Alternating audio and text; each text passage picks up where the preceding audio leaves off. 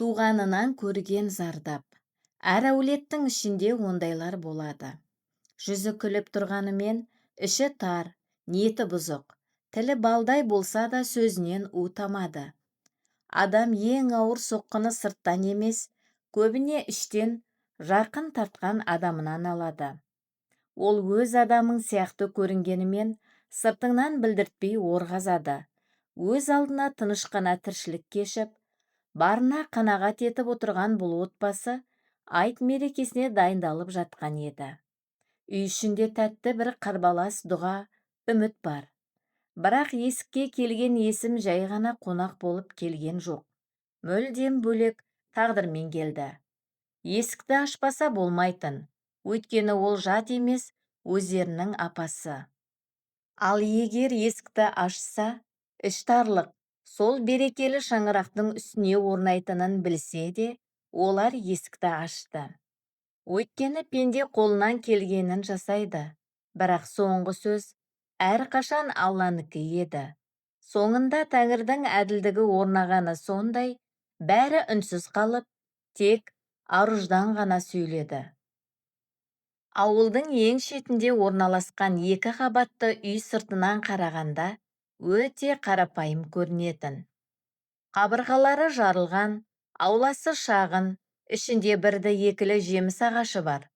Бірақ сол үйдің ішінде сондай бір жылулық бар. Оны табалдырықтан аттаған жан бірден сезеді. Төменгі қабатта Назипа, қызы Алтынмен бірге тұратын. Жоғарғы қабатта ұлы Сәбит пен аяғы ауыр келіні Әлия тұрды. 4 жан бір шаңырақ астында өмір сүріп жатты. Артық та емес, кем де емес, тек жететіндей, сүйіспеншілік жететіндей бір үзім нан бар еді. Отағасы осыдан бірнеше жыл бұрын қайтыс болған. Сәбит ол кезде небәрі 23-те болатын. Бір түнде бүкіл үйдің таудай жүгі оның иығына түсті.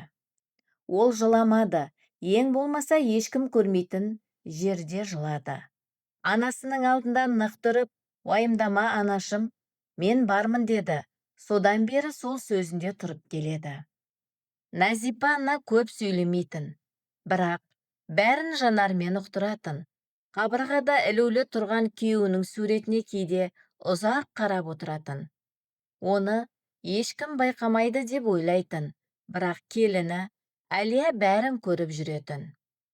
Енесінің суретке қарап еріндері жыбырлап, іштей сыбырлағанын байқайтын. Дұға оқып отыр ма, әлде марқұм күйеуімен сырласа ма, ол жағы белгісіз еді. Бәлкім, екеуі бірде болып жатқан шығар. Айт жақындап қалды. Рамазанның соңғы күндері ораза ұсталып тарауих намаздары оқылды. Ендігі кезек айтқа дайындық. Бірақ биылғы дайындық оңай болған жоқ. Қаражат бұрынғыдан аз еді.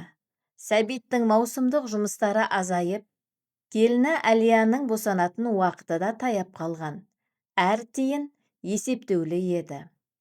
Сол күні кешкісін Назипа ас үйде отырып, айтқа қажетті заттардың тізімін жазып жатқан. Сәбит ішке кіріп, анасының қолындағы тізімге қарап, қабағын түйді. Анашым, биыл бәрін қарапайым қылып өткізейік. Үйдің жағдайын екеуміз де білеміз. Бір-екі тамақ, біраз тәтті болса жетеді. Назипа қаламын тастай салып, ұлына қарады. Оның ашулы да, мұңды да емес, бірақ нық көз қарасымен. Балам, айттың аты айт, қонақтар келеді. Бұл үйден дастарханы орта болып ешкім кетпеуі керек. Әкең тірі болса бұл сөзіңе не дер еді деді. Сәбит үнсіз қалды. Әкесінің аты аталғанда ол әрқашан үндемейтін. Өйткені анасының сөзінің жаны бар еді. Бұл шаңырақтан ешкім дастарханы орта болып тұрмаған. Әкесі тірі кезінде де солай болатын, қазір де солай болуы тиіс. Дәл сол сәтте ас үйге Әлия кірді. Қолында кішкентай түйіншек. Оның үстелдің үстіне қойып ішінен бүктелген біраз ақша шығарды. Апа, мен мұны босанатын кезге жинап жүредім. Қазірше айтқа қолданайық. Босанғанша әлі уақыт бар, бір реті болар деді. Назипаның көзіне жас толып, келінінің маңдайынан сүйді, үндемеді. Ол сүйістің өзі бәрін айтып тұр еді. Сәбит әйеліне қарап, іші ашыды. Сәл жұтынуы қиындап кетті. Өйткені бұл әйел 6 ай бойы құрсағындағы баласымен осы үйге қуаныш сыйлап келе жатыр. Жиған тергенін де ойланбастан ортаға салып отыр. Сәбит көз жасын көрсетпеу үшін басын бұрып әкетті. Ертесіне қарбалас басталды. Үйдің қызы алтын тыным таппай жүрді. Оның күш қуаты таусылар емес. Әлия да көмектескісі келіп, қамыр елеп бауырсақ пісіруге, тәттілер дайындауға ыңғайланған. Бірақ Назипа: «Әлия, айналайын, сен отыр. Аяғың ауыр, өзіңді күт, шаршама, біз ақ істейміз» деп рұқсат бермеді. Ол мұны жақсы ниетпен айтқан еді, бірақ Әлияның көзіне жас келіп, ерні дірілдеп: «Мен бұл үйге жүк болып жүрмін бе? Еш нәрсеге жарамай тек отырып тұрғаным ба?» деді. Назипа шошып кетіп, келінінің қасына келіп қолын ұстады. «Қызым, не айтып тұрсың? Сен бұл үйдің берекесісің. Құрсағыңдағы сәби бізге берілген ең үлкен сый. Мен тек сені қорғағым келеді. Жүк болғаны несі?» деді. Әлия өзін ұстай алмай, енесіне сығымдала түсіп жылап алды. Алтын есіктің тасасында тұрып, қарап жымиды. Бұл үйде реніш ұзаққа бармайтын. Сол түні үй іші тынышталды. Бәрі ұйықтап қалған. Тек Назипа ғана ояу еді. Төменгі қабаттағы шағын бөлмесінде жайнамазын жайып намаз оқыды. Намаздан соң ұзақ дұға етті. «Уа Раббым, биылғы айтты бізге берекелі қыл. Балаларымды, келінімді құрсақтағы нәрестені қорғай көр. Бізді өзіңнен басқаға мұқтаж етпе. Халімізді өзің білесің, Раббым». Көз жасы жайнамазға тамды. Есік тасасында тұрған Алтын анасының егіліп еткен дұғасын естіп, ол да үнсіз жылады. Бірақ ішке кірмеді. Өйткені бұл анасы мен жаратқанның арасындағы сыр еді. Түн сол үйдің үстінен баяу жылжып өтті. Айтта таяп қалды. Бірақ ол мерекемен бірге үйге не келе жатқанын ол үйде ешкім білмеді. Арапа күні қуанышпен басталды. Ас үйден шыққан бауырсақ пен тәттінің иісі үйге жайылды. Алтын мен Әлия әзілдесіп, дастарқан қамын жасап жатты. Назипа тәттілердің шәрбатын дайындап жүрді. Үйдің іші мерекелік рухқа толы. Сәбит аулада отын жарып жатып, ара-тұра терезеден келіншегіне қарап қояды. Оның күлімсірегенін көргенде көңілі жай табады. Алтын мұны байқап: «Аға, терезеге жалтақтай бермеңіз, жеңешем ұялып жатыр», деп қалжыңдады. Үшеуі де мәз болып күліп алды. Сол сәтте телефон шырылдады. Назипа қолын алжапқышына сүрте салып, тұтқаны көтерді. Қарсы жақтағы дауысты бірден таныды. Бұл олардың Шәрипа апасы еді. Назипаның жүзіндегі қуаныш бір сәтте ғайып болып, орнын үрей мен сақтық басты. Тұтқадан суық әрі өктем дауыс естілді. «Назипа, мен келе жатырмын, жолға шықтым. Сағынып қалдық. Жаңа келініңді де бір көрейін. 3 күн жатамын, соған қарай дайындалыңдар». Назипа сыр бермеуге тырысып: «Қош келесіз, апа», деді де үндемей қалды. Телефонды қойғанда үй ішіндегі бағанағы шаттықтың ізі де қалмады. Алтын анасының жүзінен бірден сезіп: «Не болды? Апам келе жатыр ма?» деп сұрады. Назипа тек басын изеді. Әлия екеуінің неге соншалықты өзгеріп кеткенін түсінбеді. Өйткені ол әлі Шәрипа апаларын танымайтын. Сәбит үйге кіргенде анасы хабарды жеткізді. «Шәрипа апаң айтқа келе жатыр екен, 3 күн боламын» дейді. Сол сәтте Сәбиттің түрі өзгеріп, жанарындағы жылулық сөніп қалды. Ол қолындағы балтаны жерге тастап: «Анашым, ол әйел бұл босағадан аттамасыншы. Қашан келсе де берекемізді қашырып, артынан өсек пен алауыздық тастап кетеді. Әкем тірі кезінде де бізге маза бермеген еді, деді ашумен. Назипа сабырмен, балам, ол әкеңнің туған апасы. Әкең тірі болса бізге не дер еді? Есікті жаппаңдар дер еді. Біз осы күнге дейін ешкімге есігімізді жапқан емеспіз. Бұдан былай да жаппаймыз деді. Бұл сөз Сәбитке ұнамаса да, анасына қарсы келе алмады. Өйткені ол апасын жақсы танитын және оның қаупі негізсіз емес еді. Сәбит тістерін шықырлатып жауап берді. Әкем тірі болғанда, ол әйел бұлай еркінсе алмас еді. Осыны айтты да артына бұрылып кетті. Еш кідірместен сыртқа шықты. Есік тарс жабылды. Назипа көздерін жұмып терең тыныс алды. Сабыр сақтады. Бірақ ұлын жақсы танитын, оның ашуы тез келіп, тез бұрқ ете қалатын. Бәрібір анасының сөзінен аттап өтпейтін. Әлия үнсіз ғана Алтынның қасына жақындады. Сыбырлап сұрады. Алтын, келе жатқан апамыз кім? Неге бәрі бірден өзгеріп кетті? Алтын терезеден сыртқа қарады. Ағасының аулада ашумен ары-бері жүргенін көрді. Сосын бұрылып жеңгесімен көз түйістірді. Жеңеше, Шәрипа апа әкемнің туған әпкесі. Ағайын туғанның ішінде жағдайы ең жақсысы сол. Қалада тұрады, бірақ тілі бар ғой, тап бір пышақ дерсің. Адамның ең нәзік жеріне тиіп сөйлейді. Онысын күлімсіреп отырып жасайды. Өз балалары да одан алшақ жүреді. Әкем тірі кезінде де ол келген сайын бұл үйде бір берекесіздік басталатын, бірақ сөзімен бүкіл дастарқанның шырқын бұзатын. Әлияның қолы еріксіз ішіне, құрсағына кетті. Ішінде түсініксіз бір мазасыздық орын алды. Ал ол мені қалай қарсы алады екен, деді ол. Алтын бір сәт үндемей қалды. Сосын жеңгесіне тағы бір қарады. Өтірік айта алмады. Білмеймін, жеңеше, бірақ сен қорықпа. Ағам бар, анам бар, мен бармын. Бұл үйде жалғыз емессің. Сені ренжітуіне жол бермейміз. Әлия басын изеді. Бірақ ішіндегі мазасыздық сейілген жоқ. Бұл үйге өзі мүлдем танымайтын әйел келе жатыр. Егер оның есімі аталғанның өзінде бәрі осыншалықты алаңдаса, демек бәрінің білетін бір сыры бар. Әлия осыны ойлап, мазасы қашты. Кеш батты. Сәбит сәл сабырға келгенімен, жүзі әлі де сынық еді. Дастархан басында отырғанда ешкім тіл қатпады. Айттың қуанышы кетіп, орнын ауыр үнсіздік басқандай болды. Түнде жатар алдында Назипа ана тағы да жайнамазына беттеді.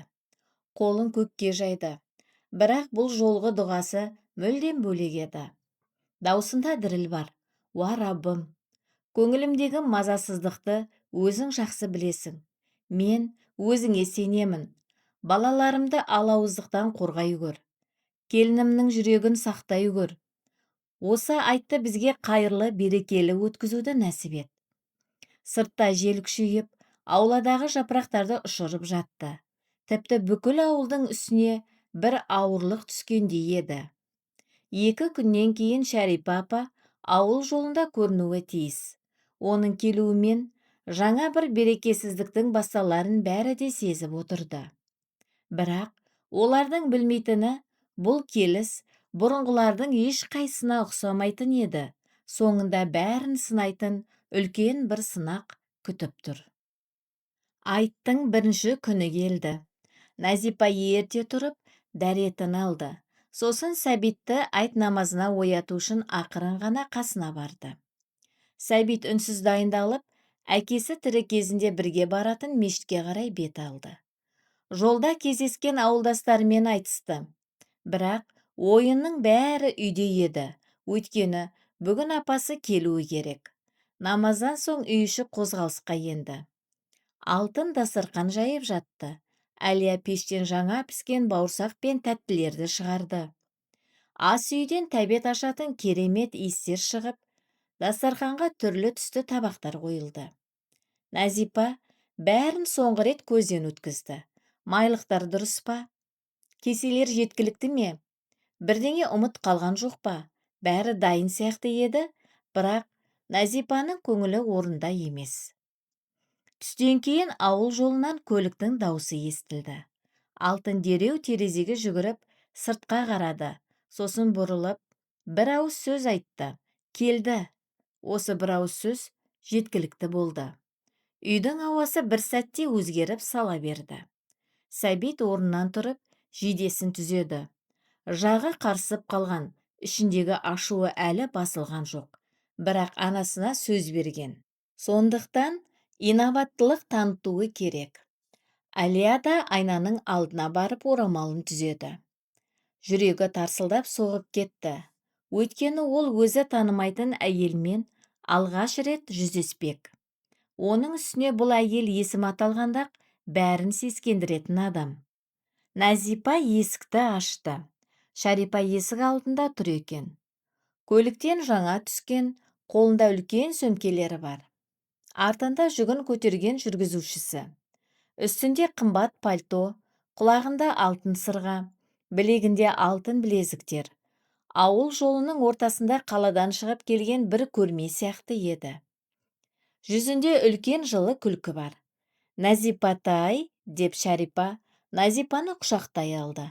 Назипаның денесі бір сәт мұздап кеткендей болғанымен, ол да құшақтап жауап берді. Қош келдіңіз, апа, төрлетіңіз.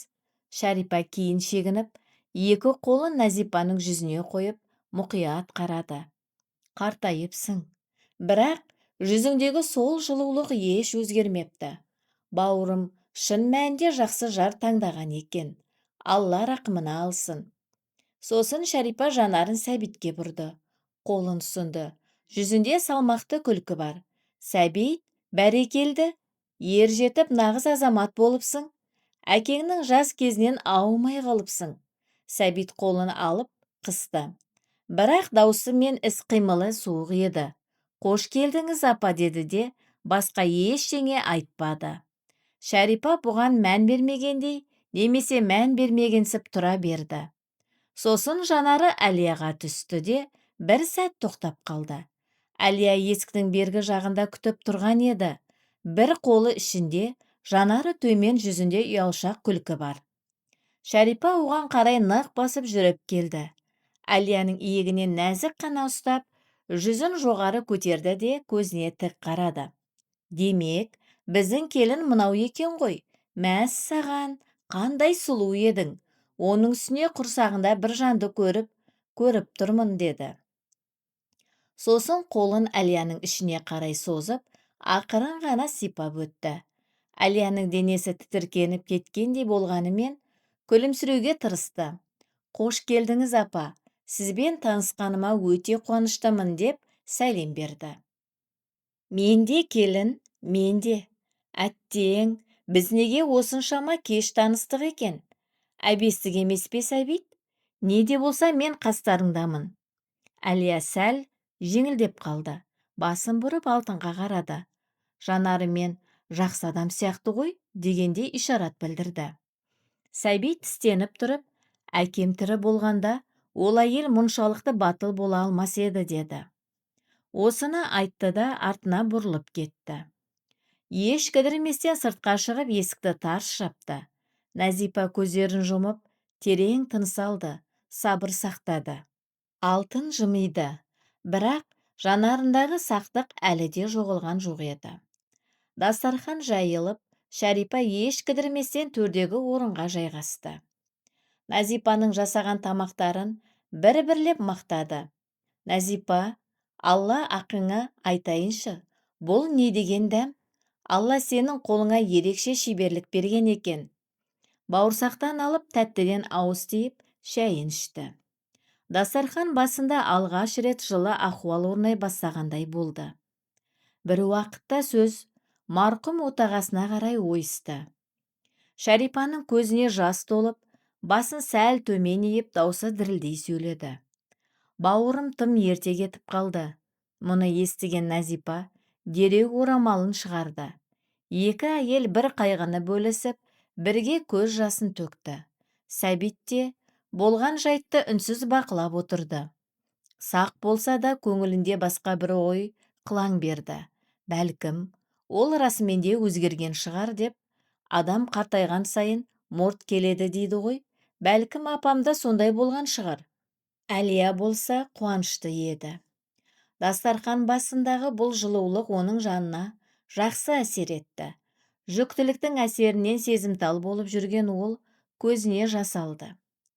Бұл отбасы қандай тамаша, бұл дастархан қандай керемет, ал Шәрипа апа ол ойлағандай жаман адам емес сияқты көрінді. Кем дегенде әзірге. Кешке таман Шәрипа апа үйді аралай бастады. Алдымен төменгі қабатты аралап, сосын жоғарыға шықты.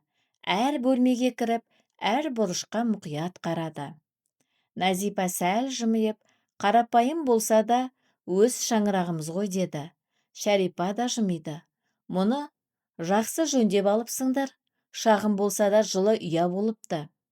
Бірақ Назипаның байқамаған бір нәрсесі бар еді. Шәрипа бөлмелерді аралап жүргенде, оның жүзіндегі әлгі жылы күлкі бірте-бірте жоғалып бара жатты.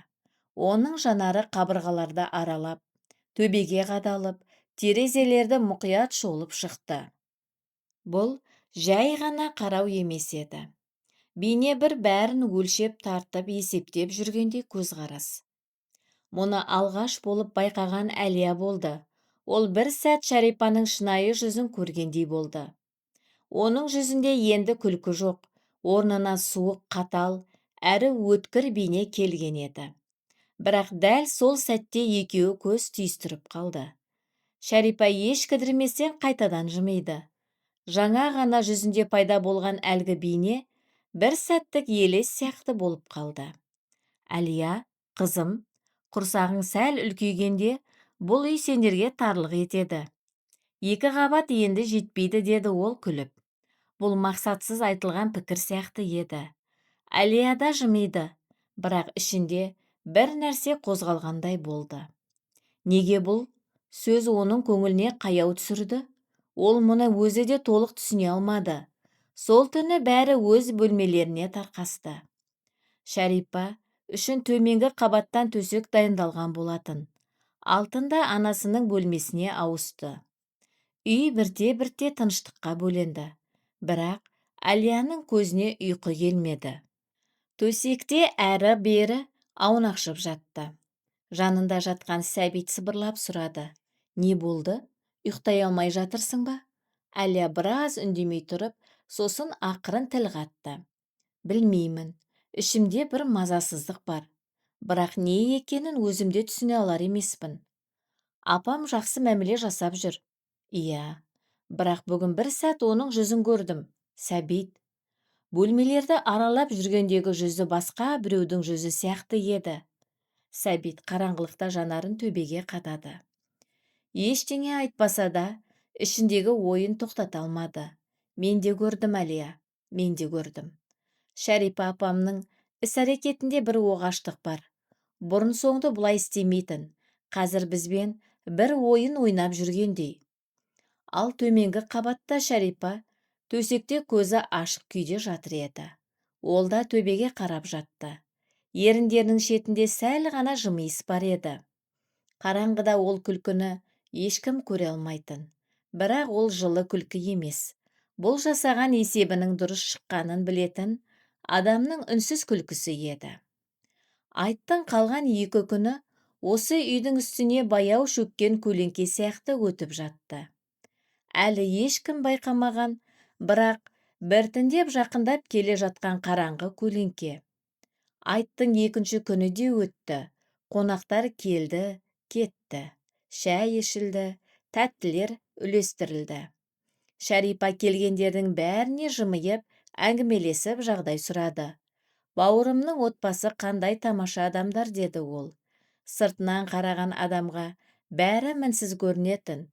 Жып-жылы отбасы, берекелі дастархан, бір-біріне бауыр басқан жандар. Бірақ Әлия осы 2 күн бойы үнсіз бақылап жүрді. Шәрипаның жанарын аңдыды. Дастархан басында күліп отырып, Кенеттен тоқтап үйді шолып шығатын көзқарасын байқады. Назипаның артынан ас үйді көзімен тіміскілеп жүргенін көрді.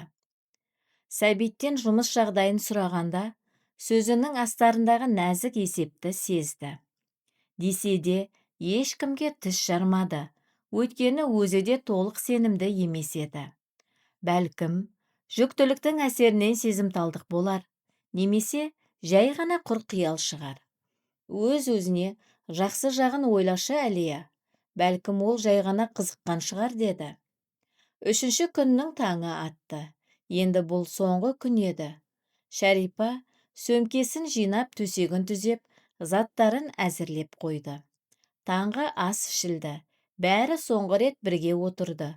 Шәрипа Назипаға бұрылып жымиды. Назипа, қолың дерт көрмесін. 3 күн бойы мені қаншайымдай күттің. Алла сенен разы болсын. Назипа да шын көңілмен жауап берді.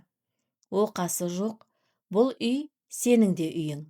Бірақ Назипа айтқан сөзінің бірнеше сағаттан кейін қандай мағынаға ие боларын әлі білмейтін. Түстен кейін көлік келді. Жүргізуші есік алдында күтіп тұрды. Шәрипа сәнді пальтосын киіп, сөмкесін қолына алды. Бәрі бірге аулаға шығып, енді қоштасатын сәт туды.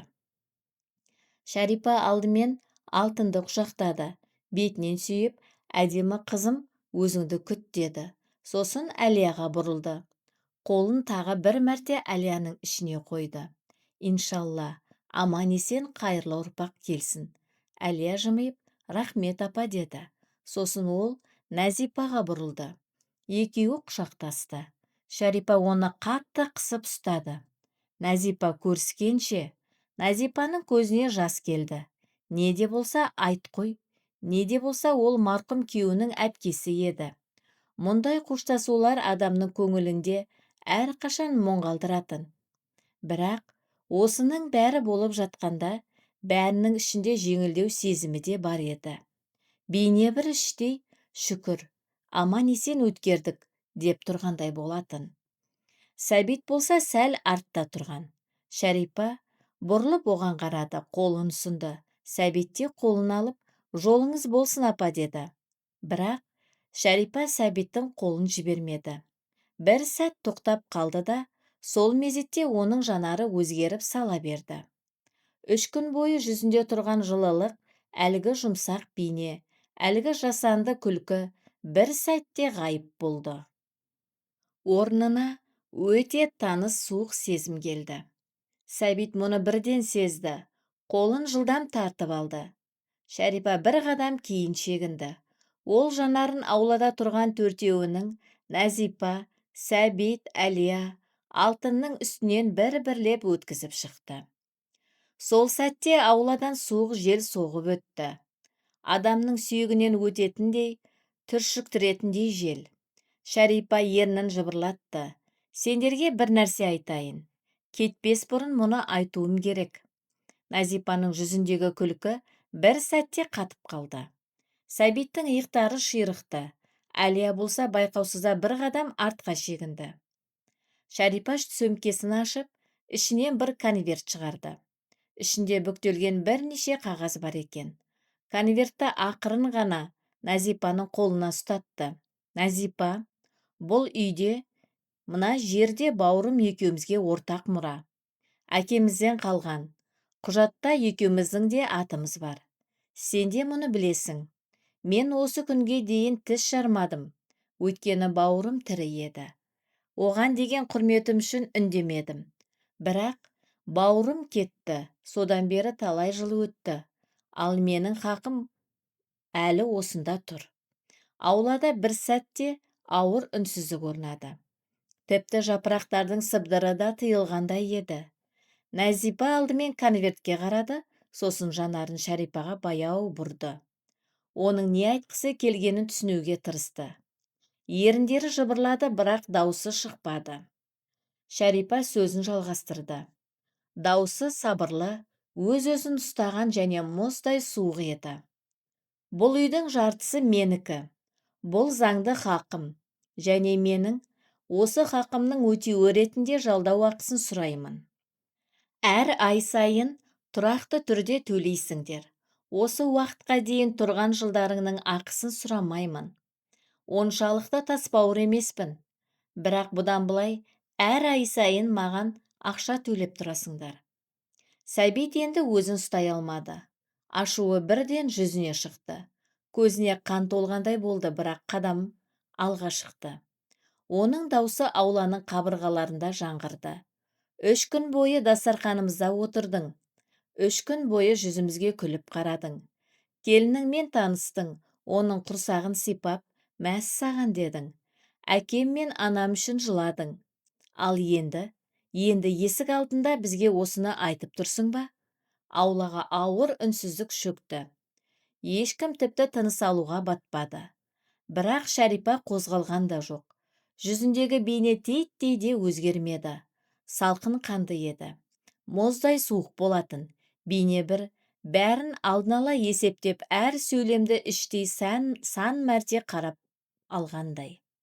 Адам кейде қанша жоспар құрса да, бәрі өз қолымда деп ойласа да, соңғы сөзді бәрібір тағдыр айтады. Шәрипа да мұны білетін болады, бірақ өте ащы түрде. Шәрипа Сәбитке қарай бірнеше қадам басты. Даусында ашу да, ұялу да жоқ еді. Тек суық кесімділік қана болды. Сәбит, сезімге берілудің қажеті жоқ. Бұл заңды мәселе. Менің хақым бар, және мен сол хақымды талап етемін. Адвокатым бұдан да хабардар етілді.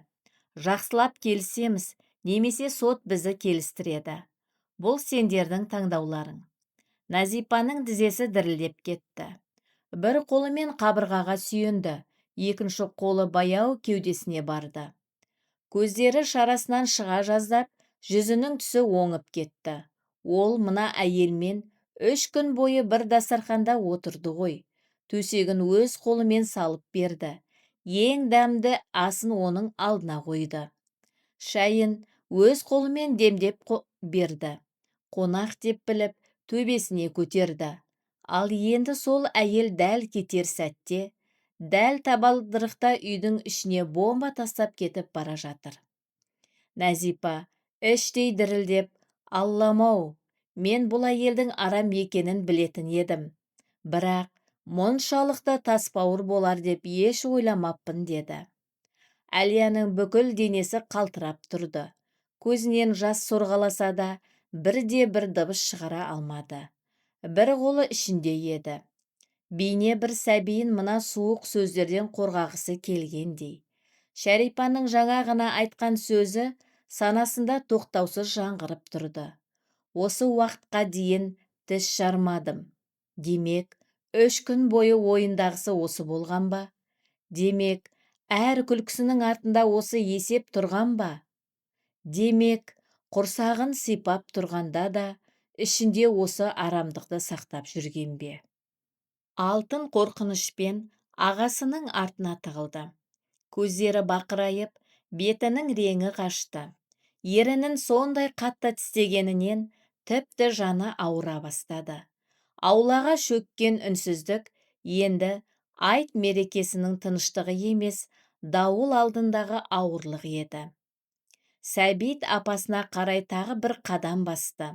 Даусы бәсең шыққанымен, әр сөзі тас сияқты ауыр еді.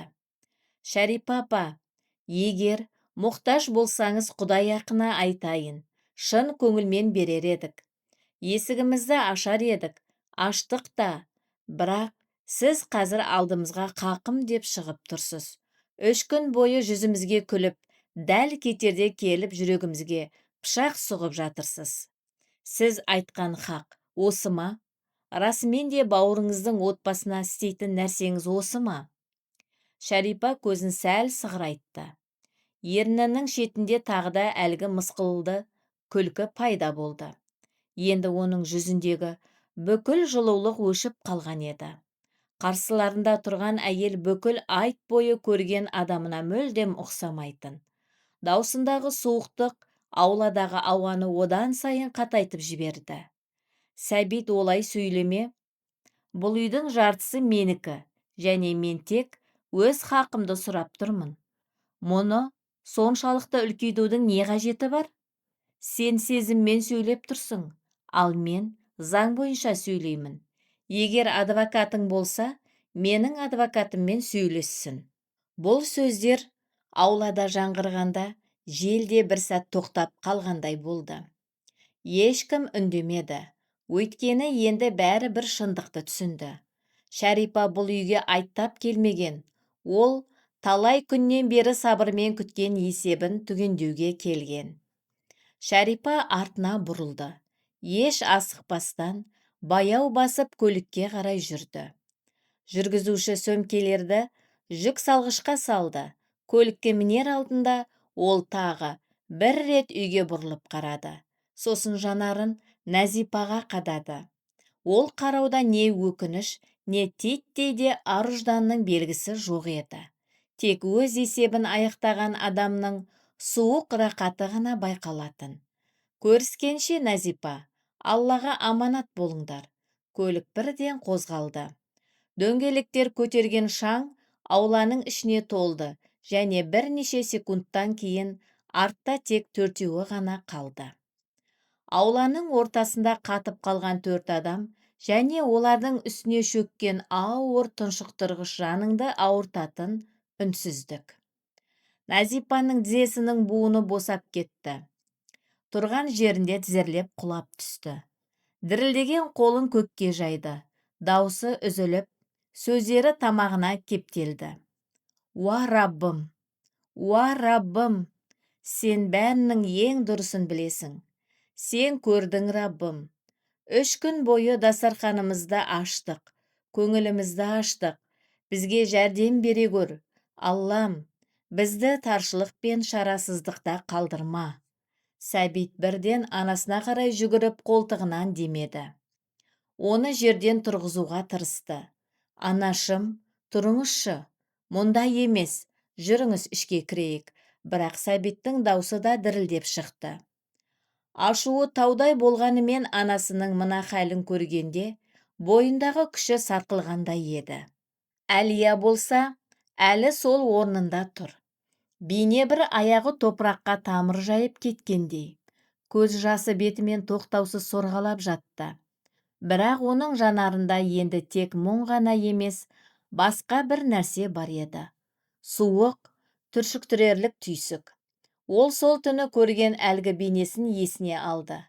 Бөлмелерді аралап жүргенде бір сәтке көрініп қалған қатал, жат бейне. Еріндері дірілдеп өз-өзіне естілер-естілмес дауыспен сыбырлады. Біліп едім, мен мұны сезген едім, бірақ сенгім келмеді. Сол сәтте жел одан сайын күшейе түсті. Аспан бірден ауырлап, айттың нұры сол үйден ғайып болғандай еді. Мерекемен бірге үйге кірген көлеңке енді әбден орнығып алған болатын. Тыныш қана зымияндықпен бүкіл берекені жұтып үйдің үстіне шөкті. Айттан кейінгі күндер үйдің үстіне ауыр баса бастады. Шаңырақтың ішіндегі жылулық орнында болғанымен, бейне бір бәрінің үстіне көрінбейтін жүк артылғандай. Ешкім Шәрипаның есімін де атамайтын болды. Ол туралы тіс жармасақ, әлгі қауіп те жоқ болып кететіндей көрінді. Егер үндемесе, болған жайт ұмытылады деп ойлады. Бірақ шындық үндемегеннен жоғалып кетпейді. Конверттің ішінен шыққан қағаздар әлі де үстелдің үстінде жатыр. Суық, үнсіз және ауыр шындық сияқты. Нәзипа оған қараған сайын көзін тайдырып әкететін. Өйткені ол қағаздарға қарау, үйдің басына төнген қасіретті тағы бір рет көргенмен тең еді. Бір аптадан кейін адвокаттан хат келді. Ресми, суық және мейірімсіз хат болатын. Хаттың жолдары заң терминдеріне толы болғанымен, негізгі түйіні анық еді. Шәрипа үй мен жер телімінің жарты үлесіне иелік етеді. Енді не өзара келісіп жалдау ақысын белгілеулері керек, не ол соманы сот белгілейді. Сәбит хатты оқып отырғанда қолдары дірілдеп кетті. Бұл діріл ашудан ба, шарасыздықтан ба әлде екеуінен де ме, ажырату қиын еді. Қағазды баяу ғана үстел үстіне қойды. Сосын анасына қарады. Даусында шаршаңқы әрі тығырыққа тірелген реңк бар. Анашым, адвокат жалдауымыз керек. Бірақ оның ақысын төлеуге шамамызда жоқ. Онсыз да әрең күнелтіп отырмыз. Альхамдулиллах, Раббыма қарсы келмеймін. Бүгінгі күнімізге де шүкір. Бірақ біз тығырықтан қалай шығамыз? Әлияның да босанатын уақыты жақындап қалды. Назипа ұлының жүзіне қарады. Әрі қашан тіп-тік тұратын, мықты көрінуге тырысатын ұлының жанарындағы шаршауды тұңғыш рет осыншалықты терең сезінді. Ол небәрі 30-дан енді асқан жігіт болса да, иығында бүкіл үйдің жүгі бар еді. Аяғы ауыр жары, туылатын сәбиі және енді есік алдында тұрған сот ісі. Назипаның іші елжіреп кетті, бірақ оның сыртқа шығармады. Өйткені бұл үйде бір адам құласа өзгелерінің сүйенер діңгегі қалмайтынын ол жақсы білетін. Анасы ұлына қарап, даусында шаршау басым болса да, нық сеніммен бір жолын табармыз балам. Алланың рахымы да, есігі де көп. Сәбит соңғы үмітпен апасына қоңырау шалды. Тұтқаның арғы жағындағы гудок ішіндегі ашуын басты. Даусы сабырлы, өз-өзін ұстаған күйде еді. Жалынып жалпаймайды, тек адамгершілікке шақырмақ болды. Әрине, егер арғы жақта тыңдайтын жүрек болса. Шәрипа тұтқаны көтергенде, Сәбит терең тыныс алып сөйлей бастады. Апа, сізге бір нәрсе айтайын. Бұл үй біздің жылы ұямыз. Әкемнің бізге қалдырған жалғыз мұрасы. Анам бізді осы үйде өсірді. Мен осы үйде ер жеттім. Егер расымен де мұқтаж болсаңыз, Құдай ақына айтайын, қолымызда не бар, бәрін шын көңілмен берейік. Қаласаңыз келіңіз, есігіміз ашық, бізбен бірге тұрыңыз. Бірақ бұлай істемеңізші, апа.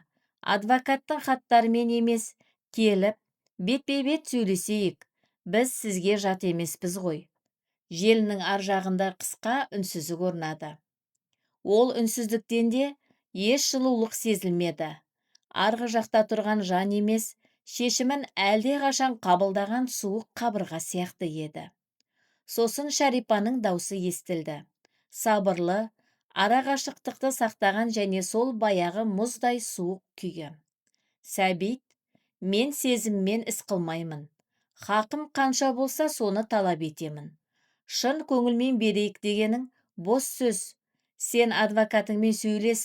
Менің адвокатым да сендермен сөйлеседі. Осымен сөз бітті. Сәбит телефонды қойды. Біршама уақыт қозғалмастан қабырғаға қарап тұрды. Бейне бір қарсы алдында қабырға емес, жабылған барлық жолдар тұрғандай еді. Сосын терең тыныс алып, көзін жұмды. Ішіне түскен ауырлықты жалғыз көтеруге тырысқандай үнсіз қалды. Күндер өтті, соңында адвокат жалдады. Ол ауылдан шыққан зейнеттегі заңгер еді. Көрші ақысы деп ақша алудан бас тартты. Бірақ сот процесі басталып кетті, және бұл жолдың оңай болмайтынын бәрі де түсінді. Шәрипа алған бетінен қайтпады. Әр қоңырауда сол баяғы суықтық, әр жазысқан хатта сол баяғы менмендік, әр сөйлемде жоғарыдан қарау. Бейне бір қарсыларында туыс емес, ар ұжданын әлде қашан жауып тастаған жат біреу тұрғандай. Арада біраз күн өтсе де, Шәрипаның қалдырған уы ол үйдің ішінен оңайлықпен шықпады. Күндердің күнінде Әлияның телефонына бір хабарлама келді. Жіберген Шәрипа. Әлия хабарламаны ашты. Оқыған сайын жүзінің реңі қашты. Хатта былай деп жазылған еді. Әлия келін, мен Шәрипа апаңмын. Саған бір ақыл айтайын. Ол үйге келін болып түстің, енді бала әкелмексің. Бірақ ол үйдің жартысы менікі. Күйеуіңді көндір, жақсылап келісейік. Әйтпесе сотта бәрі ұтылады. Ең алдымен сен ұтыласың. Өйткені құрсағыңдағы баланы далада өсірмексің бе? Әлия хатты оқығанда Денесі мұздап кетті. Қолдары суып, тынысы тарылды. Бейне біреу тамағынан көрінбейтін қылмен буып тұрғандай болды. Телефон қолынан сырғып жерге түсіп кетті. Дауысты естіген Сәбит асығып қасына келді. Телефонды жерден көтеріп алып, хатты оқыды. Жолдарды көрген сайын жүзі қатайып кетті. Өмірінде апасына бұлай ашуланбаған болар. Бірақ сол сәттегі ашуынан бұрын көргені жарының халі еді. Әлия қалтырап тұрды. Көзінен жас сел болып ақты. Ол хабарлама жай ғана сес көрсету емес, тікелей жүрегіне қадалған қанжар сияқты еді. Әлия дірілдеген даусымен Сәбитке қарап: «Сәбит, мен бұл үйге жүкпін бе? Құрсағымдағы балам жүк пе? Бұл әйел расымен де мені біреудің хақын жеп отыр деп ойлай ма?» деді. Сәбит еш мүдірместен Әлияның жүзін екі алақанының арасына алды. Көзіне тік қарады. Даусын жұмсартқанымен әр сөзі нық айтты. «Сен бұл үйдің жүгі емес, қуанышысың, Әлия. Сен де құрсағындағы сәбиіміз де бұл үйдің берекесісіңдер». Ол әйелдің сөздері Ол мұны саған әдейі жазған. Өйткені қазір сенің сезімтал нәзік күйде екеніңді біледі. Сені ең әлсіз жеріңнен соққысы келген тас бауыр. Бірақ сен оның уын ішіңе алма. Мен бармын, анам бар, біз бармыз. Ешкім бізді бұл үйден шығара алмайды. Әлия Сәбиттің көзіне қарады. Бірақ ішіндегі сыздау бірден басыла қоймады. Өйткені кейбір сөздер тек құлаққа емес, адамның ең нәзік жеріне тиетін еді. Сол күні Шәрипа үйге келмей-ақ Берекені қалай қашыруға болатынын көрсетті. Ол алыста болса да оның арамдығы үйдің қабырғаларына дейін жетті. Сот күні де өтіп, соңында шешім шықты. Шәрипаның үлесі заңды деп танылды. Өткен күндер үшін ақша төленбейтін болды. Бірақ бұдан былай әр ай сайын тұрақты түрде жалдау ақысы төленуі тиіс. Сома айтылған сәтте Сәбиттің еңсесі түсіп кетті. Онсыз да әрең жеткізіп отырғанда, енді өз үйлерінде әкелерінен қалған шаңырақта ақша төлеп тұру оның жүрегіне ауыр тиді. Бұл тек ақша мәселесі емес, бұл адамның өз ошағында жат сияқты сезінуі еді. Өз шаңырағының астында қонақ сияқты өмір сүруге мәжбүр болуы еді. Сол түні үй ішінде терең үнсіздік орнады. Ешкім қатты дауыстап сөйлемеді. Ешкім бір-бірінің көзіне ұзақ қарай алмады. Өйткені бәрінің ішінде бірдей ауырлық бар еді. Нәзипа құптан намазынан кейін жайнамазының үстіне ұзақ уақыт тұра алмады. Маңдайын сәждеден көтермеді. Иықтары үнсіз селкілдеп тұрды. Көзінен аққан жас жайнамазға тамшылап жатты. Сосын баяу басын көтеріп қолын жайды. Бірақ бұл жолғы дұғасы әдеттегіден өзгеше, терең әрі жаралы еді. Уа Раббым, сен әділсің, сен бәрін көруші, бәрін білушісің. Келінімнің көңілін қалдырды, ұлымның еңсесін түсірді. Уа Раббым, мен пенделерден сұрамаймын, мен сенен сұраймын. Рызығымызды кеңейте көр, Аллам. Мына жүкті иығымыздан жеңілдет. Мен сабыр еттім, Раббым, тағы да сабыр етемін. Бірақ балаларымның қиналғанын көру ішімді өртейді.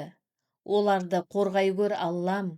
Сен қорға, өйткені сенен басқа сыйынарымыз жоқ. Дұғасын аяқтап, басын баяу көтерді. Көздері қып-қызыл болғанымен, жүзінде ғажап бір тыныштық бар еді. Бейне бір ішіндегі бүкіл ауырлықты, бүкіл өкпе ренішті, бүкіл шарасыздықты Аллаға тапсырғандай болды. Тәуекел оның көңілінің ең тереңіне бойлаған еді. Енді ол бар мұңын да, қорқынышын да, ертең не боларын да Раббысына тапсырды. Не болса да көрерміз деді. Ол бұдан былай тек сабыр сақтап, шыдап күтетін болады. Арада бір апта өтті. Сол түні Әлия төсекте жатып, Сәбитке қарай баяу бұрылды. Көптен бері ішінде жүрген ойын бұдан ары жасыра алмады. Сәбит, әкеме айтайық. Сәбит қараңғылықта сәл қозғалғанымен жауап бермеді. Оның үнсіздігі ішіндегі түйіннің қаншалықты ауыр екенін аңғартқандай. Әлия сөзін жалғастырды. Даусы жұмсақ болғанымен нық еді. Әкем көмектеседі. Жағдайының жақсы екенін өзіңде білесің. Үйдің жарты үлесін сатып алуға қажетті ақшаны береді. Осымен сот та бітеді. Жалдау ақысының жүгінен де құтыламыз. Мына қиындық та аяқталады. Сәбит тістеніп жанарын төбеге қадады. Ішіндегі намысы мен шарасыздығы арпалысып жатты. Ер азамат үшін қайын атасынан ақша сұрау оңай емес. Әсіресе өз шаңырағын өзі тіктеп отырғанда басқа есікті қағу оған ауыр тиді. Бірақ Әлия алған бетінен қайтпады. Бұл жолы оның даусы анығырақ, тереңірек шықты. Сәбит, бұл енді намыс мәселесі емес. Бұл біздің отбасымыз үшін, құрсағымдағы сәбиіміз үшін, анаң үшін. Әкем мұны шын көңілімен жасайды. Сенің қиналғаныңды білсе, бір сәтте ойланбайды. Өтінемін, намысыңды емес, отбасыңды ойлашы. Бөлме ішіне терең үнсіздік шөкті. Сыртта жел баяу есіп, терезе алдында әлсіз уіл қалдырып жатты. Сәбит ұзақ уақыт қараңғылыққа қарап жатты. Бейне бір ішіндегі қарсылығын сол қараңғылыққа көміп тастағандай. Сосын баяу бұрылып, жарының қолынан ұстады. Мықтап қысты, ештеңе айтпады. Бірақ Әлия бәрін түсінді. Ол қолдың қатты қысылуы, бір ауыз сөзсіз берілген жауап еді. Бұл мойындау, келісу, мақұл деген сөз болатын. Сол түні үйдің үстіне талай күннен бері шөккен көлеңке алғаш рет сәл ғана қозғалғандай болды. Бұл өте кішкентай өзгеріс еді. Өте нәзік, өте тыныш, бірақ бәрібір сезілді. Бейне бір ұзақ уақыт жабық тұрған есіктің саңлауынан ішке тұңғыш рет үміт сәулесі енгендей. Олар үшін шығар жол көріне бастады. Бір тыныстау, бір жеңілдеу, бір құтылу мүмкіндігі. Бірақ өмір кейде бір жағынан жеңілдік дайындаса, екінші жағынан ең үлкен сұмдықты үнсіз ғана жолға шығарып қоятын. Ешкім әлі білмейтін, бұл өзгеріс бір үйдің жүгін жеңілдетпек болып жатқанда, басқа бір жүректің үстіне қараңғылық түсіру үшін де әлде қашан әрекетке көшкен еді. Әлия телефонды ашуға қатты қиналды. Ол әкесі Бекет мырзаға қоңырау шалмақшы. Ол тұрмысқа шыққаннан бері отбасынан ештеңе сұрамаған. Тіпті үйленген күні де, әке, мен Сәбитпен бірге өз аяғымыздан тік тұрамыз деген. Оның да өз намысы бар. Бірақ ендігі мәселе намыста емес, өз шаңырағында, құрсағындағы баласында, үйінің болашағында болатын. Телефон 3 рет шырылдады. Соңында Бекет мырза көтерді. Әлияның даусы дірілдеп, «Әкетай», деді. Бекет мырзаның жүзіндегі күлкі сол сәтте ғайып болды. Ол қызының даусындағы мұңды бірден сезді. «Әлия, қызым, тыныштық па? Даусың неге олай шығып тұр?» Әлия бәрін айта бастады. Өзін ұстауға тырысқанымен болмады. Шәрипа апаның келуін айтты. Айт бойы болған жайттарды, оның жасанды күлкісін, аулада айтқан суық сөздерін, ашылған сот ісін, жіберілген уға толы хабарламасын, бәрін бір-бірлеп баяндады. Ол айтқан сайын даусы үзіліп, ең соңында көз жасына ерік берді. Бекет мырза қызын үнсіз тыңдады. Бірде-бір рет сөзін бөлген жоқ. Өйткені әкенің жүрегі баласының даусынан ақ қайғының қаншалықты үлкен екенін түсінуге жеткілікті еді. Әлия сөзін аяқтағанда, желінің ар жағында терең үнсіздік орнады. Бейне бір Бекет мырза естігендерін жүрегімен салмақтап жатқандай, сосын сөйледі. Даусы сабырлы еді, бірақ сол сабырлықтың астында терең діріл бар болатын. Қызының мұны оның да жүрегіне тиген еді. Қызым, неге осынша күттіңдер? Неге ертерек хабарласпадың? Біз бір отбасы емеспіз бе? Біз не үшін бармыз? Әлияның жүзіне сәл күлкі жүгірді. Ішіндегі жүктің бір бөлігі сол сәтте жеңілдегендей болды. Әке, Сәбиттің намысын білесің ғой. Бекет мырзаның даусында өкпе де, айыптау да болмады. Керісінше түсінігі мол, дана әкенің сабырлығы байқалды. Білемін, қызым. Сәбиттің намысы оның ары. Мен оны түсінемін, бірақ сен де менің қызымсың. Құрсағындағы менің немерем бар. Ешкім, ешбір адам сені бұл дүниеде керексіз адамдай сезіндіруге хақысы жоқ. Ол үй сендердің шаңырақтарың болады. Толықтай сендердікі. Мен бәрін реттеймін, қызым. Сендер тек уайымдамаңдар.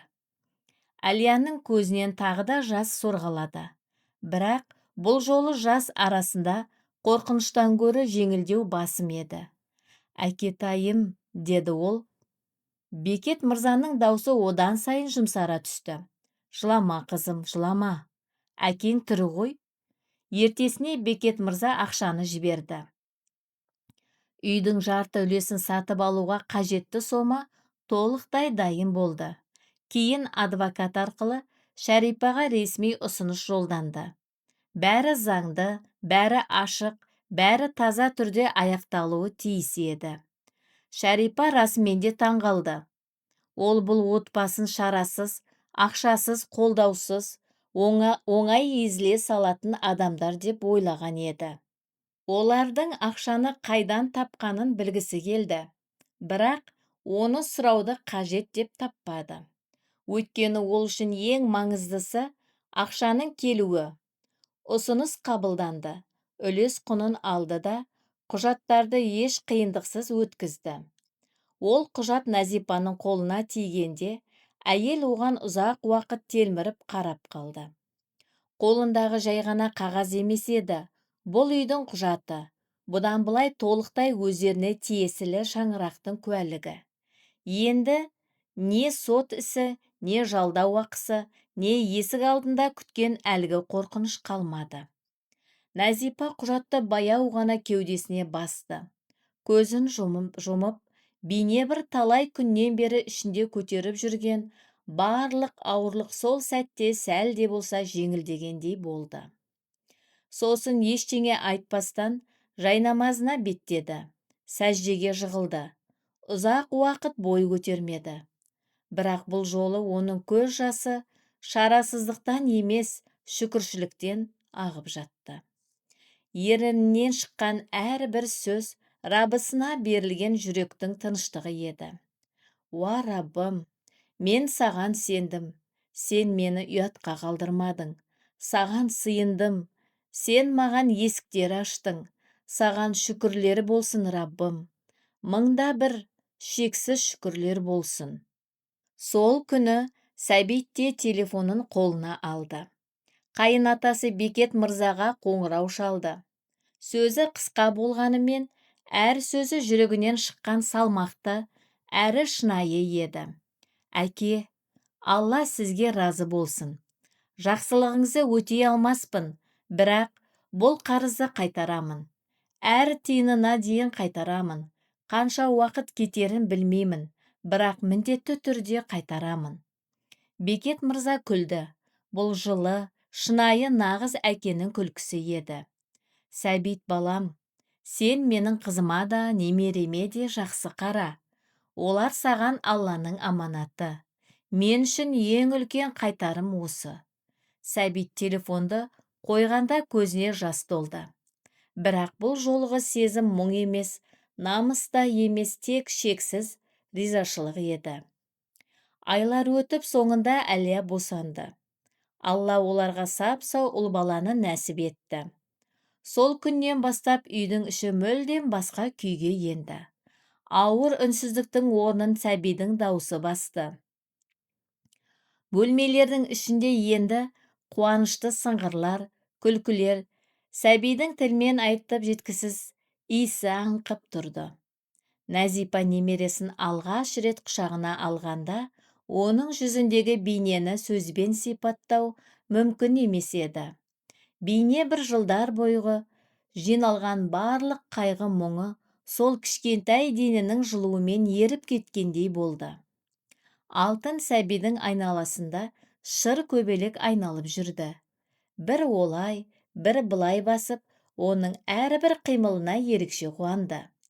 Үйдегілердің бәрінің жүзі өзгерді, бірақ ең көп өзгергені Сәбит еді. Ол ұлын алғаш рет қолына алғанда, қолдары дірілдеп кетті. Үлкен қатайған еңбекпен шыныққан қолдарымен титтей ғана денені ұстап тұрды. Сәбидің кішкентай кеудесі әр тыныс алған сайын баяу көтеріліп басылғанда, Сәбиттің жүрегі де сонымен бірге соғып тұрғандай еді. Сонда ол түсінді, бастан өткергендерінің ешқайсысы босқа емес екенін. Тартқан азаптарының ешқайсысы зая кетпепті. Әрбір көз жасы, әрбір өкпе реніш пен қиындық сол кішкентай жанның жүзіне қарағанда өз мәнін тапқандай болды. Үй іші енді тыныш, құжаттар түгенделді, сот ісі жабылды. Сәби келді. Сәбит жаңа жұмыс тауып тұрақты табыс көзі ашылды. Назипаның дұғалары енді мұңнан гөрі шүкірге толды. Әлия да тәнімен де жанымен де нығайып күш жинады. Ол бұрынғы жасқаншақ, көңіліне тез алатын келін емес. Ол енді ана, аяғын нық басатын, жүрегі сеніммен соғатын ана. Ол үйдің үстіне шөккен қараңғылықта баяу сейілгендей болды. Терезелерден ішке қайтадан нұр құйылды. Ошақтың оты қайтадан жылу сыйлап, бәрі де жаман күндер артта қалды деп сенетіндей еді. Бірақ өмір кейде адам енді бәрі түзелді деген сәтте үнсіз ғана басқа бір дәптерді ашатын. Дәл сол күндері Шәрипа үшін ешкім байқамаған әділет іске қосыла бастады. Шәрипаның ұлы Шыңғыс анасының қолына ақша түскен күннен бастап өз жоспарын құрған болатын. Бір күні анасының алдына келіп, майда тілмен сөйледі. Анашым, бұл ақшаны бұлай ұстап отырмайық, іске жаратайық. Мен саған бұны екі есе қылып қайтарып беремін. Шәрипа оған сенді. Не де болса, өз ұлы, өз бауыр еті ғой.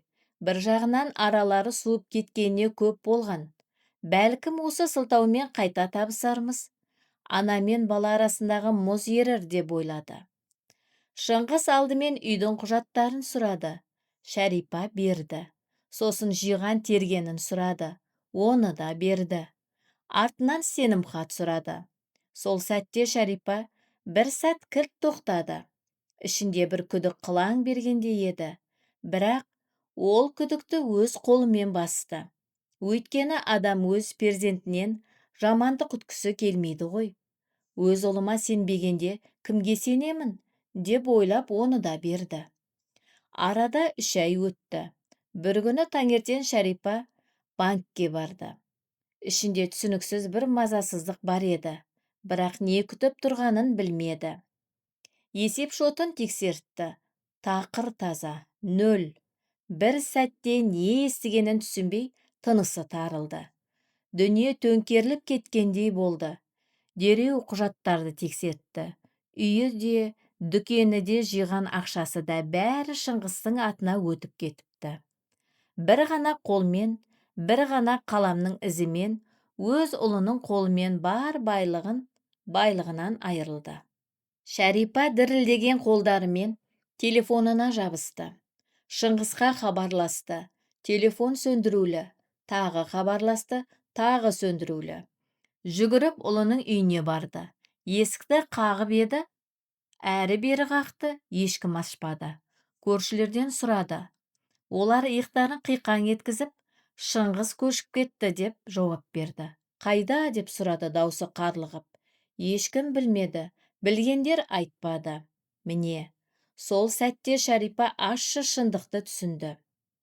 Басқаға құрған тұзағына өзі түсті. Өзгенің ошағына от тастаған әйел енді өзі өрттің ортасында қалды. Үстін үстіне ол тек ақшасын емес, басы соғылатын баспанасынан да айырылды. Өзі тұрып жатқан үйі де қолынан шығып артық жүктей далаға шығарып тасталған. Басына түскен қасірет оған өз ұлы арқылы келді. Шарипа сол күні көшеде қалды. Өмірінде тұңғыш рет осыншалықты жападан жалғыз еді. Не ақшасы, не үйі, не баратын есігі жоқ. Алтындары кетті, жиғаны кетті. Жібек орамалдары, сәнді жиһаздары мен ішіктері бәрі бір-бірлеп қолынан сусып кетті. Тек үстіндегі киімі мен сүйегінен өтетін шарасыздық қана қалды. Алдымен қызы Дарияға хабарласты. Бұл жолы телефон көтерді. Дария, қызым, Шыңғыс бәрін тартып алды. Көшеде қалдым. Өтінемін, мені қасыңа алшы. Бас сауғалайтын жерім жоқ. Дария ұзақ уақыт үнсіз қалды. Ол үнсіздікте өкпе де мұңда бар еді. Сосын сөйледі. Даусы дірілдесе де шешімі нық еді. Анашым, мен сені жақсы көремін. Бірақ сен менің отбасыма тым көп араластың. Той көйлегімнен бастап, баламды қалай өсіруіме дейін бәріне келіктің. Күйеуім екеуміздің арамызды бұза жаздадың. Мен шаңырағымды қайта тіктеу үшін қанша жылымды жұмсадым. Енді сені қасыма алсам, бәрі қайта басталады. Істей алмаймын, анашым. Отбасымды қайтадан қатерге тіге алмаймын. Шарипаның даусы үзілді. Дария, олай істемеші, қызым. Мен сенің анаңмын ғой. Мені далаға тастайсың ба? Дарияның тынысы тарылды. Бірақ сөзінен қайтпады. Анашым, мен де анамын. Мен де балаларымды қорғауым керек. Керек болса сенен де. Мұны айту мағанда оңай емес. Жаным ауырып тұр. Бірақ қолымнан келмейді. Телефон үзілді. Шарипа қолындағы телефонға телміріп қалды. Экран баяу сөніп, сол қараңғылықтың ішінен ол өз жүзін көрді. Қартайған, шаршаған, жалғыз қалған және барындағысынан айырылған әйелдің жүзі. Сол сәтте ол қашқан шындықтың бәрі алдынан шықты. Жылдар бойы өзгелерге таттырған азабы енді өз ішін өртей бастады. Сол түні Шарипа қалтасындағы соңғы тиынына автобусқа мінді. Қайда баратынын білетін, бірақ барғысы келмейтін. Өйткені ол баратын жер жай ғана есік емес, ол өз өткенімен бетпе-бет келетін жер еді. Баруға бет жоқ, намысы талқандалған, бірақ барар басқа жері де қалмаған. Таңертеңгі ерте уақыт. Нәзипа ас үйде шай демдеп жатқанда есік қағылды. Уақыт уағаш еді. Бұл уақытта келген қонақ жақсылыққа келе ме, әлде мұң арқалап келе ме деп ойлады. Нәзипа есікті ашты. Қарсы алдында Шарипа тұр. Бірақ бұл осыдан 3 ай бұрын есіктен менмендікпен шығып кеткен Шарипа емес. Үстінде қымбат ішігі де, алтындары да жоқ. Жүзіндегі жасанды нықтық та ғайып болған. Үстінде ескі мыжылған көйлек, аяғында тозған аяқ киім, иығы түскен, еңсесі басылған, көздері жылай-жылай қызарып ісіп кеткен. Жүзі солғын, қолдары дірілдеп тұр. Нәзипа деуге ғана шамасы келді де, тізесі бүгілді. Табалдырықта жерге отыра кетті. Нәзипа, бәрінен айырылдым. Ұлым бәрін тартып алды. Қызым есігін тарс жапты. Көшеде қалдым. Ешкімім жоқ енді, ешкімім. Нәзипа тұрған орында қатып қалды. Ештеңе айтпады, тек қарады. 3 ай бұрын осы есіктің алдында дауыл тұрғызып кеткен әйелге қарады. Келінінің көңілін қалдырған, ұлының иығына ауыр жүк артқан, айт мерекесін азаға айналдырған сол әйел. Енді сол әйел сол есіктің алдында тізерлеп тұрып, жәрдем сұрап жатыр. Назипа баяу артына бұрылды. Сәбит баспалдақпен төмен түскен еді. Әлия құшағындағы сәбиін ұстап тұр. Алтынды ас үйден шығып есік алдына келді. Төртеуі де осында. Төртеуі де бәрін көріп тұр. Сәбиттің жүзі қатайып, тістеніп қалды. Бірақ тіс жармады. Тек анасына қарады. Өйткені бұл сәттегі шешім анасыныкі еді. Назипа қайтадан Шарипаға бұрылды. Баяу еңкейіп, дірілдеген қолынан ұстады да, оны жерден көтерді. Тұрыңыз апа, тұр. Табалдырықта тұруға болмайды. Шарипа орнынан тұрғанымен аттап баса алмады. Ішке кіруге беті жоқ еді. Ұяттан басын көтере алмай, ешкімнің көзіне қарай алмады. Дәл сол сәтте Әлия алға шықты. Сәбиін баяу ғана Алтынға берді де, Шарипаның қарсысына келіп тұрды. Екеуі бетпе-бет келді. Әлияның көзіне жас толғанымен, өзі тіп-тік тұрды. Иығы жазық, еңсесі биік. Бұл осыдан 3 ай бұрын қорқыныштан үндемей, іштей егіліп жылайтын Әлия емес еді.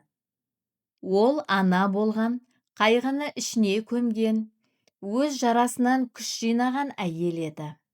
Ол ернін баяу жыбырлатып, апа, деді. Шарипа басын баяу көтеріп, Әлияның жанарына қарады. Ол көздерден өзі күткен, жек көрінішті де, ашу ызаны да көре алмады. Бірақ басқа бір нәрсені әлдеқайда ауыр, әлдеқайда жанды өртейтін нәрсені көрді. Ол мұңды көрді. Терең, үнсіз, әлі басылмаған мұңды. Ұмытылмаған, бірақ адамды кемелдендірген өкпе ренішті көрді. Әлияның көзіне жас толса да даусы нық шықты. Мен сізді аяғым ауыр кезде көрдім. Құрсағымда сәбиім бар кезде көрдім. Сіз мені керексіз адамдай көрсеттіңіз. Біреудің хақын жеп отыр дедіңіз. Тіпті құрсағымдағы балам үшін далада өсіресің бе деуге дейін бардыңыз. Сол хатты оқығанда қолдарым дірілдеп тынысым тарылды. Сол түні балам ішімде тулап тепкіледі. Бейне бір ол да анасының тартқан азабын сезгендей болды. Әлия бір сәт үнсіз қалып, терең тыныс алды. Көзінен жас сорғаласа да, даусы дірілдемеді. Айтта келдіңіз, 3 күн бойы жүзімізге күлдіңіз. Құрсағымды сипап, мәс саған дедіңіз. Сосын кетерде арқамыздан пышақ соқтыңыз. Мен сол сенімнің селкілдеген күнін, сол ішімдегі бір нәрсенің үзіліп түскенін өмір бойы ұмытпаймын. Шарипаның иықтары селкілдеп, басы төмен түсті. Жас тамшылары иегінен бір-бірлеп тамып жатты. Әлия бір қадам жақындап, даусын бәсеңдетті. Бірақ бұл жолы әр сөзі әлдеқайда ауыр, әлдеқайда терең тиіп жатты. Бірақ соған қарамастан бұл есік сіз үшін ашық. Шарипа басын көтеріп, Әлияға сенер-сенбес жанармен қарады. Әлия сөзін жалғастырды. Көзінде жас болса да, өзі нық еді. Бұл есік сізге ашық. Өйткені біз сіз сияқты істемейміз. Бұл үйдің иесі анамыз. Ол марқұм жарының әпкесіне есік жаппайды. Бұл үйдің еркегі Сәбит. Ол да шарасыз қалған жанды кері қайтармайды. Ал мен ұлыма сондай ана боламын. Ол өскенде адамдарға есік ашуды үйренсін, есік жабуды емес. Әлия қолын созып, Шарипаның дірілдеген қолынан ұстады.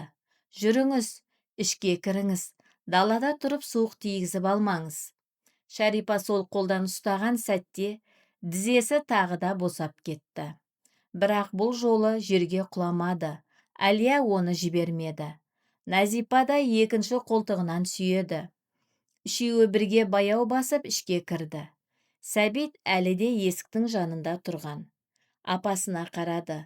Жанарында ашу да кекте қалмаған.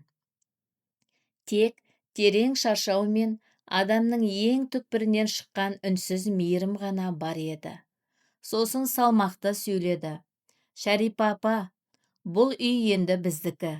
Толықтай біздікі. Бірақ бұл үйде сіздің де орныңыз бар. Әрқашан бар. Мынаны да біліңіз, біздің шаңырақта адамның қадірі үстіндегі сәнді киімімен өлшенбейді. Ақшасымен, малымен, мүлкімен де өлшенбейді. Біз мұнда адамның ар-жданына, мейіріміне, іс-әрекетіне қараймыз. Біз қалтадағы ақшаға емес, Раббымызға сенеміз, соған сыйынамыз. Өйткені адамның қолынан ақша да, мал да, мүлік те кетеді. Бірақ Алланың құдіреті шексіз, ол болмайтын нәрсені болдырады. Жабық есіктерді бір сәтте ашады. Шарипа басын төмен салды. Өксігі тамағына кептелді. Өз ұлынан көрмеген мейірімді осы үйден көрді. Қызы бетіне басып жапқан есікті осы үй оған ашты. Уақытында көңілін қалдырған адамдары енді оған қорған болып отыр.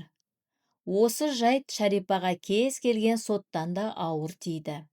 Барлық адвокаттар мен ресми қағаздардан да қатты соққы болды. Өйткені бұл ар-жданның шапалағы еді. Сол түні Назипа тағы да жайнамаз үстінде отырды. Бірақ бұл жолы бәрі басқаша еді. Ол жылаған жоқ. Жүзінде тыныш күлкі бар. Қолын көкке жайып шүкірге толы дауыспен дұға етті. Уа Раббым, саған сендім. Әр түнде саған жалбарындым. Сабыр еттім, тәуекел еттім. Сен мені сынадың, мен де шыдауды сенен үйрендім. Сен мені ұятқа қалдырмадың, Раббым. Ризығымызды кеңейттің, шаңырағымызды қорғадың. Тіпті шаңырағымызды бұзғысы келген жанды есігіме алып келдің. Бірақ жау ретінде емес, қонақ ретінде келтірдің. Саған шүкірлер болсын, Раббым. Саған мыңдаған сансыз шүкірлер. Сыртта жел басылды. Күздің жапырақтары енді ұшпайды. Бәрі тынышталды. Әлгі 2 қабатты тас үйдің терезесінен сыртқа жылы сәуле шашырап тұрды. Титтей ғана сәуле болса да, қараңғылықты жеңуге жетерлік еді. Расында да, кейде адамды тік ұстап тұратын үлкен күштер емес, оның сенген жерінен алатын қуаты екен. Адам қандай күйде болса да, сенгенінше мықты болып қалады. Сыйынғанынша шыдайды, сабыр еткенінше кемелденеді. Раббым осы өмір жолында бәрімізге иманмен жүруді нәсіп етсін. Мейіріммен өмір сүруді жазсын. Өзімізді ешкімге езбей, бірақ ешкімнің де хақына кірмей, жол жүруді нәсіп етсін. Өйткені өмір өтеді де кетеді. Ең басты мәселе артыңда көңілдерде жақсы із қалдыра білу. Бір дұға болу, бір жақсылық болу, бір естелік болу. Бәлкім біздің бұл хикаямыз біреулердің жүрегіне тиер. Бәлкім бір көңілден үнсіз орын алар. Бәлкім біреуге сабырды, тәуекел мен мейірімді қайта еске түсірер. Сіздердің қолдауларыңызбен бұл хикаяны көбірек жүректерге жеткізейік. Хикая сіздерге қандай сезім сыйлады? Сіздердің өмірлеріңізде осындай жағдайлар болды ма? Назипа мен Әлияның орында болсаңыздар, Шарипаны үйлеріңізге кіргізер ме едіңіздер? Ой пікірлеріңізбен түсініктемелерде бөлісуді ұмытпаңыздар. Ғибратты хикаяларды жіберіп алмау үшін сырлы тағдыр арнасына жазылып, хабарландыруларды қосып қойыңыздар.